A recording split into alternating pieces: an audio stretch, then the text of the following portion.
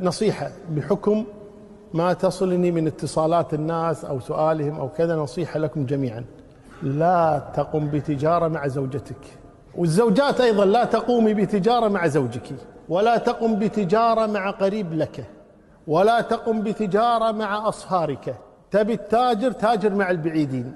إذا اختلفت ولا تقطع الأرحام ولا يقع الطلاق. الآن أرحام تتقطع بين أخ وأخيه بسبب التجارة. ظلمتني، بقتني، أخذت أكثر مني، ما أعطيتني حقي. يعني تاجر مع البعيدين حتى إذا اختلفتوا، حتى لو ما تحاشيتوا، والحمد لله. يعني ما أنتم، ما فيها قطيعة رحم، ما فيها طلاق، ما فيها عقوق. فننتبه لهذا الأمر. يعني تجارة طيبة وعليكم بالعافية، وعسى الله يوفقكم ويوفق كل تاجر، كل تاجر بالحلال طبعا، ها. لكن مع هذا احذروا، تمر علينا مشاكل كثيرة جدا للأسف في هذه